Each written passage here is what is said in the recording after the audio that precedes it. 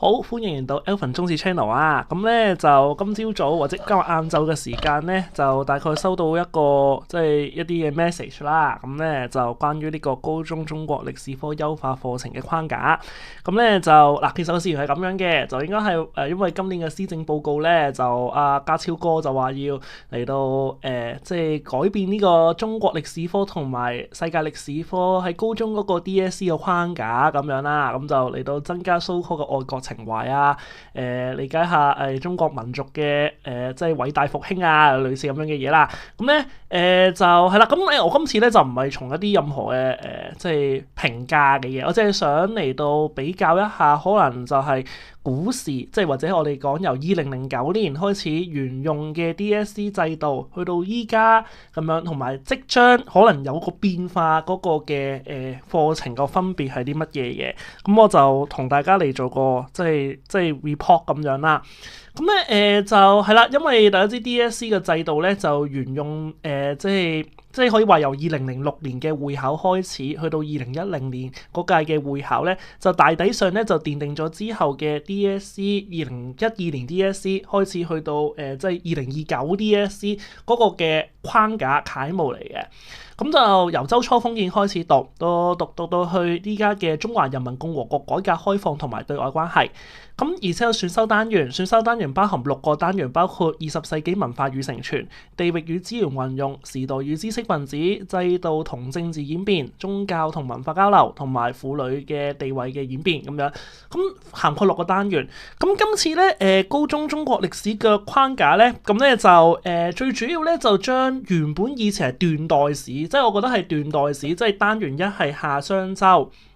單元2係呢一個秦漢，單元3係魏晉南北朝，單元4係隋唐，單元5係宋元明清，跟住單元6係呢個晚清，單元7係中華民國，單元8係中華人民共和國。呢一個斷代史嘅分類咧，佢依家用一個比較通史嘅形式咧嚟到進行呢一個嘅表述咁樣，佢就斬開14個時期嘅，就將呢個嘅成個中國歷史嘅課程就係卷1嘅部分咁樣啦。咁我就大概睇一睇就係佢變咗乜嘢嘢咯咁樣啦。咁首先咧就係從古代史部分，我見到咧佢多咗好多嘅詞語叫做概括，係咪咁樣啦？呢個概括乜咁樣，呢個概括啊咁樣呢啲例子啊咁樣啦。概括嘅意思咧就係你知以前嗰個課程，即係喺2009年以前嘅課程咧，最主要咧就係只係講呢一個嘅周代嘅發展、周代嘅封建同埋春秋戰國政治及社會變動。咁但係你見到咧佢呢家多咗好多，我覺得好散嘅嘢啊，多咗好多一啲，例如包括舊石器時代同埋新石器時期嘅文化係啲乜嘢嘢。咁但係咧我覺得佢有概括呢個字咧，係咪真係話遲啲會有翻 MC 題咧？多項選擇題咧咁樣。咁我覺得係唔排除，因為唔係嘅話我唔知道點樣考啦。唔通問你新石器時做緊乜嘢嘢，舊石器時做緊乜嘢嘢咩？咁樣，我覺得應該係有啲 MC 題就包括呢個部分㗎咁樣啦。咁比呢一個嘅舊課程多咗樣嘢唔同嘅咧，就係呢個啦。因為咧舊課程嘅情況之下咧，就冇咗呢一個嘅冇呢個春秋戰國嗰個諸子百家爭鳴嘅思想。咁可能因為咧佢覺得啦，因為大家知道咧如果有人讀依家單元3係讀時代與知識分子咧，係涉及孔子啊嘛，係咪？咁孔子可能就係因為儒家思想啦，咁所以個情況之下嘅話咧，依家就可能恢復翻以前，大家如果有知道咧，就係 DSE 嘅前身就係香港高級程度會考，咁嗰陣時有一 part 就係思想文化史噶。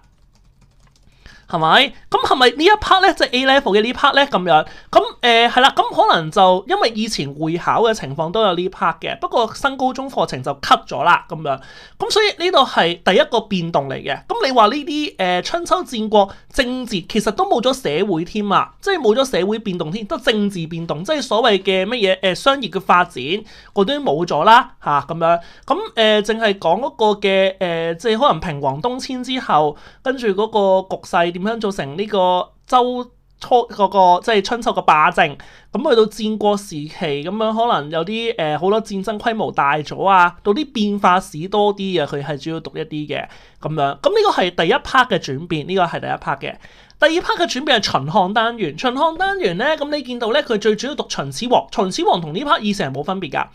不過你見到咧，呢個漢武帝漢初嗰陣時咧，讀西漢武帝嗰陣時嘅情況之下嘅話咧，佢咧就冇咗呢個中央集權部分。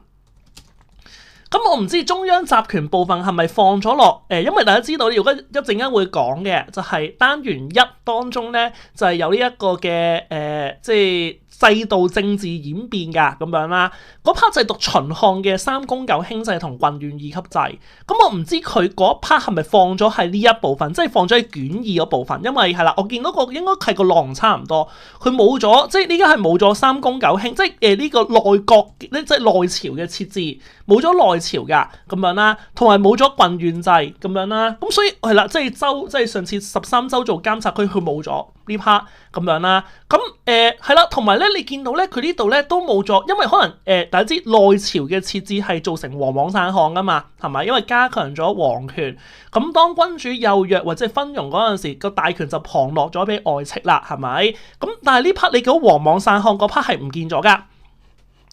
咁而且你見到東漢嗰 part 都變翻概括啫，咁樣，咁呢個概括我就唔知係咪講 MC 題啦？呢度係咪 MC 題啦？即係 MC 主要考嗰樣嘢啦，或者短答題、啲填充題咁樣最主要考嘅嘢啦，咁樣係啦。咁我唔知道呢啲係咪屬於 MC 嘅部分啦，咁樣啦。跟住第三部分就係呢個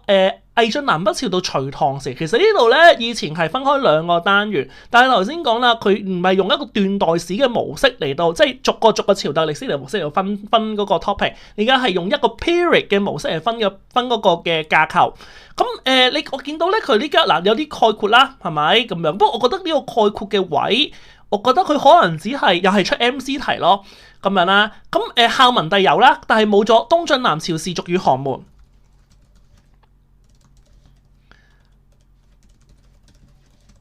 係啦，即係士族嘅崛起，士族嘅係啦，同寒門嘅崛起都冇咗，咁樣即係有啲世家大族嗰個崛起冇咗，咁樣啦。開皇貞觀都冇咗開元添啊，呢度冇咗開元之治。咁不過開元之治，我覺得啦，站在喺以前嘅課程嚟講，或者即使佢擺咗喺度，都好似冇點出咗2年咯，12同25年咯，咁樣啦。跟住安史之亂啦，呢個大 topic 啦，安史之亂同代衰亡關係啦，跟住都係概括，所以我覺得呢一 part 嗰個轉變係淨係冇咗呢兩個。冇咗呢個情況咁樣，咁係多咗啲科技史。其實我覺得佢每個 topic 多咗少少科技史啊。我唔知係咪覺得佢覺得即係要有趣啲啦咁樣。但係其實我覺得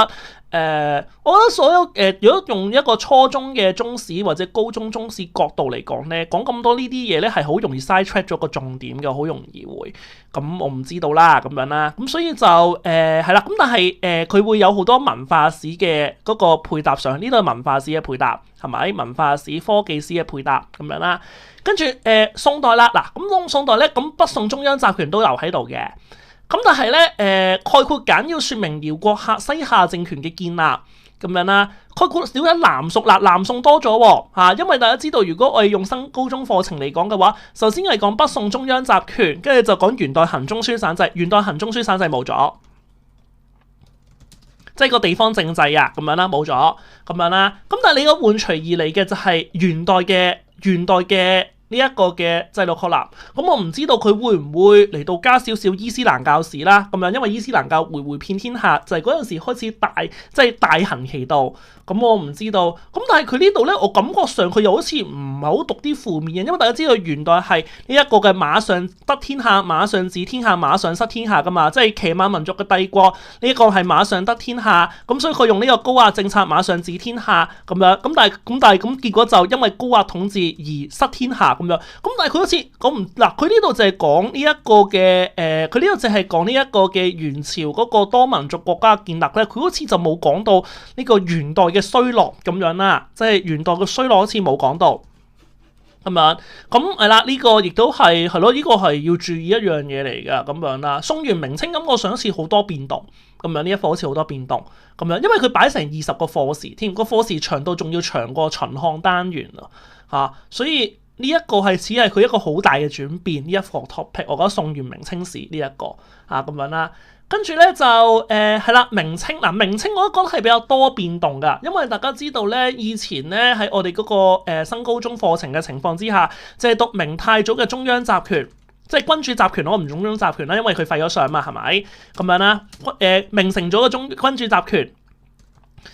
咁當中嘅設施當中嘅措施就包括呢一個嘅呢一個停仗櫃隊啊、錦衣衛啊，但係你見到咧，佢呢度好似就冇晒啦，佢就係 focus on 費上啊，洪武13年胡惟庸謀反伏誅太祖，罷中書省費上，同費上之後有內閣嘅設計。咁嗱呢度咧，我唔知道佢嗰個模式啊，因為咧，如果有啲可能比較即係老前輩一啲咧，即係我前輩一啲嘅話咧，呢一 part 咧係以前制度史嘅內容嚟㗎，即係制度史係就內閣嘅演變。咁我唔知道佢呢度寫呢度嘅意思係咪真係代表住呢個以前 A level 嗰陣時嗰個嘅制度史，即係中央政制嘅演變？因為我覺得成件事好似有少少似高中，即係以前復行舊制，即係將呢一個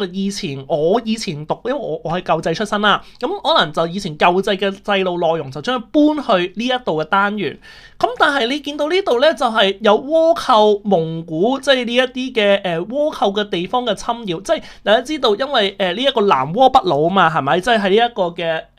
即係呢一個嘅即係明代中葉嗰陣時嘅兩個主要外患就係南倭北虜。咁我唔知道呢度係讀啲乜嘢嘢啦，即係可能又係即係。好咪古代外交史啊！真係，即係佢點樣嚟到，即係打冧呢一個嘅即係西通，即係打即係嗰個耀武揚威嗰個情況係咪啊？咁樣不過啊，耀武揚威後面有鄭和下西洋，鄭和下西洋都係耀武揚威一種嚟啊嘛，係咪？咁即係要呢個嘅要通異域啊嘛，要咁所以就呢一個係我要有待參考一下。咁呢度咧，康雍就多咗乾啦，多咗乾隆一朝嘅措施，咁係啦，咁下面嗰度就佢亦都要了解中衰嘅關係喎，呢有概括部分嚟嘅。不過佢呢度就冇寫概括咁樣啦，佢都冇寫概括，咁所以佢應該唔係概括啦，我就覺得應該係識長 essay 啦。咁你見到我覺得係比較一啲耀武揚威，即係嗰陣時明代即係耀武揚威嗰陣時嘅情況嚟㗎。係啦，咁樣啦，咁我覺得呢度係唔同。我覺得宋元明清呢課係變得比較多啲嘅。宋元明清呢一課喺呢個呢個課程嚟講，前面嗰度我都覺得冇變得太犀利，係宋元明清呢度咧係比較變得多啲。咁到呢一個嘅近代中國史啦，咁樣啦，近代中國史咧。咁就係啦，咁都有啲好奇怪㗎。咁不過我都請教咗啲老師，佢哋話咧，呢家初中嗰個設計咧係冇乜點教維新運動嘅，係好少時間講維新運動啦。咁因為你見到咧，佢最主要講兩次鴉片戰爭，即係鴉片戰爭、英法聯軍、太平天國、洋務運動、甲午戰爭、列強瓜分咁樣。不過你見到嗱呢度好 aware 呢一樣嘢啦，維新運動係概括嘅，跟住義和團都係概括嘅。我唔知係咪義和，但係好奇怪喎。義和團概括，但係家超歌謠民族復興嘛，咁民族屈辱就先由屈辱開始講先噶嘛。咁屈辱開始講先，唔係應該要講八國聯軍同義和團運動咩？咁我唔知道啦呢層啦咁樣。咁跟住咧就係啦，跟住概括講革命運動嗱，又概括喎。咁但係孫中山主張聯俄容共啊嘛，即係 I mean 之後啊 I mean， 咁正常應該讀噶嘛係咪？咁但係佢話略讀喎，咁我就唔知點解啦咁樣，因為帝制結束都係一個幾民族復興一件事嚟噶嘛係咪？咁呢個咁可能啲朋友喺啲康名區度留言下啦。咁呢個係我覺得係個唔同嘅位，就係呢度維新運動啦、八國聯軍同辛亥革命變咗概括個部分。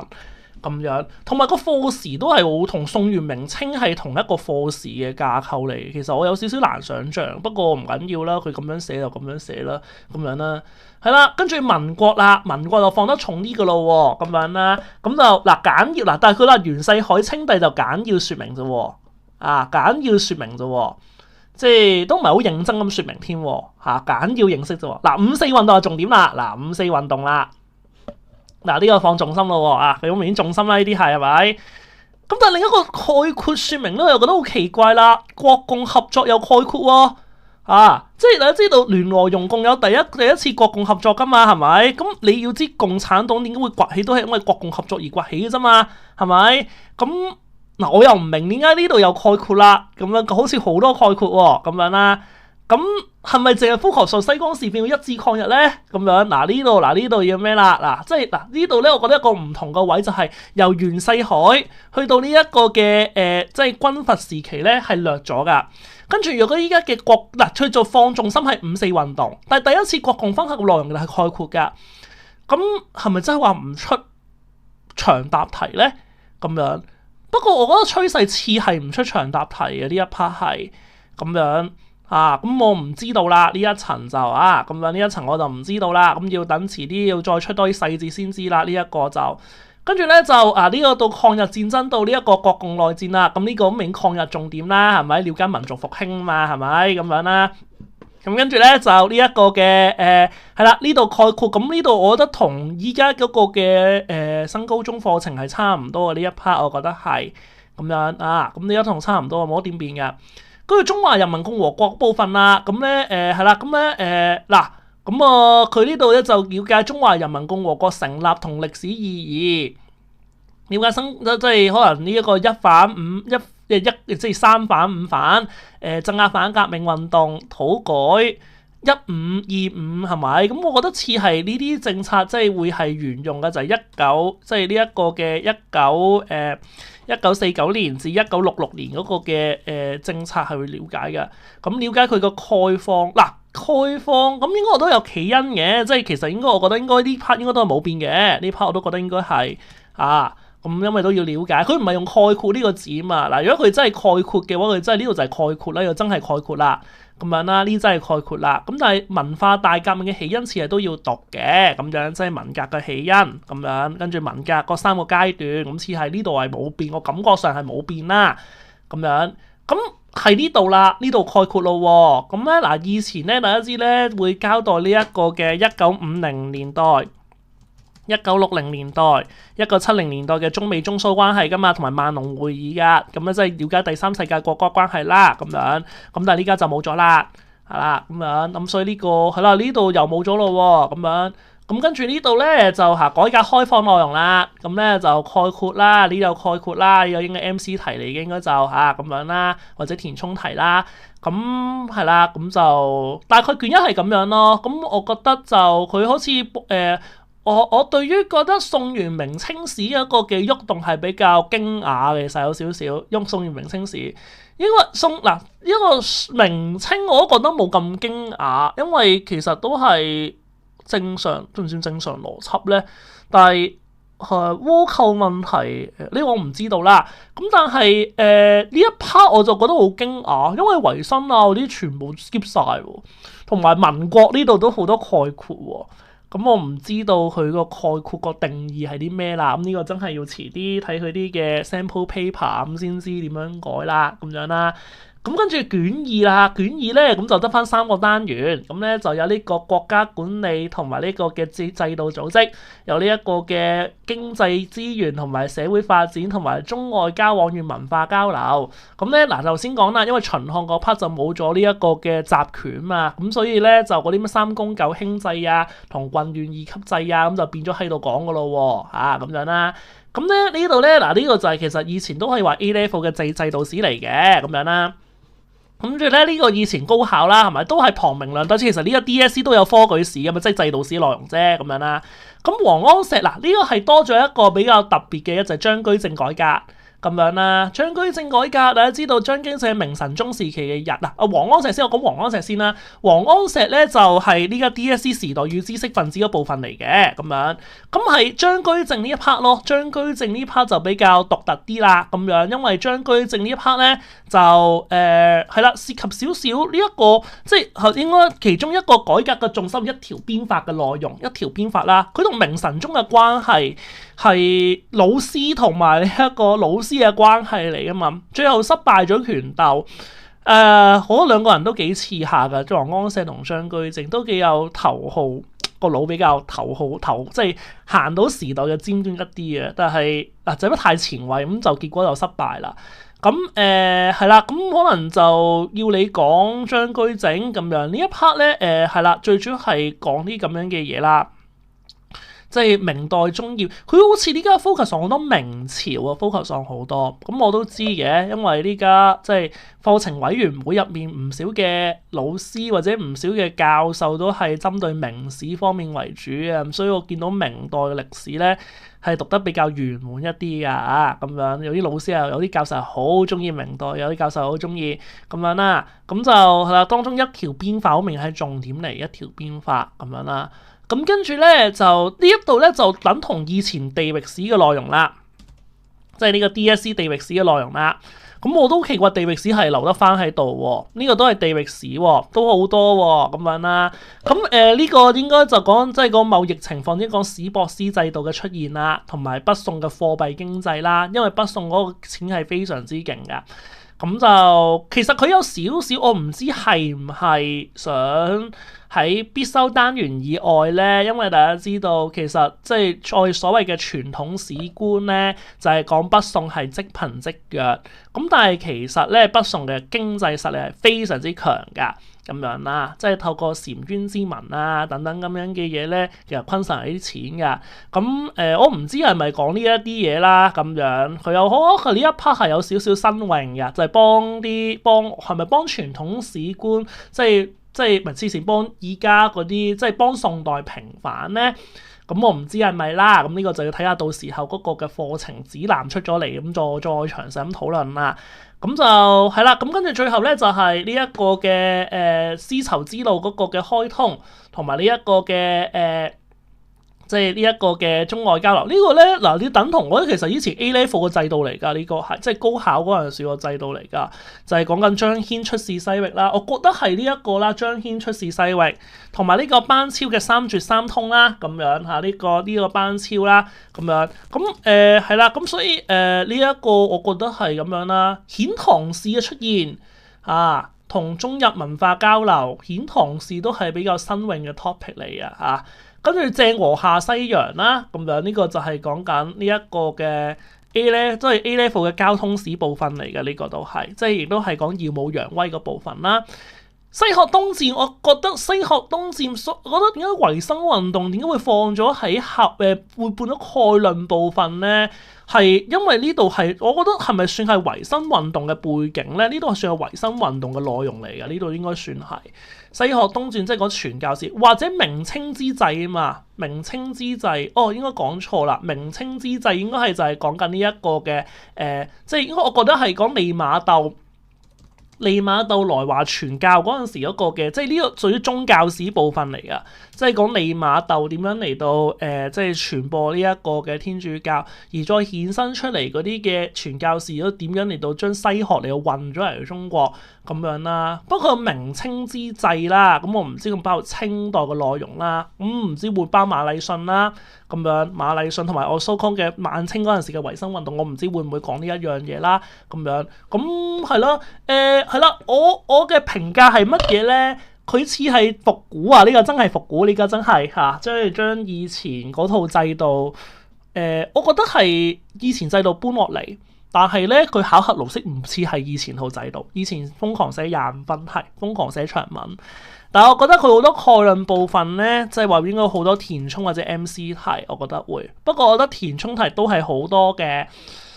好多唔同嘅答案咁樣啦，所以我覺得係應該多好多 MC 題嘅，應該好多。咁長答題會唔會再存在？我覺得長答題出現嘅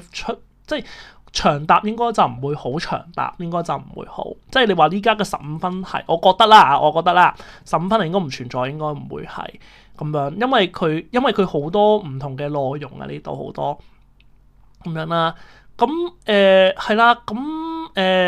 佢似係會復行翻以前會考，即係在古代嗰啲嘅出題嘅模式，真係可能叫你死背啊！你話依家我唔知道會唔會好多唔同嘅答題技巧，可能都會嘅咁樣。不過呢個真係要睇多幾年先知啦，咁樣即係呢啲，因為我都唔知佢依家想點改。咁但係我覺得對長題目出現嗰個嘅情況係比較悲觀嘅。其實冇長答係一件好可悲嘅事嚟，我覺得係一件，因為我覺得寫歷史其實你話一啲死背嘅史實咧，其實呢家好簡單，呢家 ChatGPT 嘅年代咧，我覺得有少少腦咧，其實都已經可以上網可以睇到啲好 factual 嗰啲嘢。但係呢家中史俾我嘅感覺係好多好死背嘅嘢，好多好 factual 嘅嘢。咁其實我覺得係有少少唔係即係同時代有少少脫節啊！我覺得有少少同時代。明明呢家好多電腦可以 Google 到揾到嘅嘢，咁其實就唔需要死背。其實呢家我覺得個重心係要講你點樣運用一啲嘅史實。咁但係運用呢啲史實嗰陣時嘅情況之下，咁其實就要你寫文嚟到，即係靠點組織啊，點樣 present 你個人啊，點樣 present 一啲你整合咗嘅史實啊，我覺得呢個先係重點。咁但係嗰個課程個改法咧，咁我就唔係咁樂觀啦對呢一樣嘢。咁係啦，咁我唔知大家有咩睇法啦咁樣。咁如果大家有咩嘢對呢一個嘅變革有啲乜嘢嘅睇法，可以去 comment 到留言啦咁樣。咁我睇下一齊交流一下啦咁樣。我只係分享我少少嘅意見啫咁樣係啦咁樣。如果中意我呢個 channel 嘅朋友，歡迎 like、share、subscribe 我個 channel 啦。拜拜。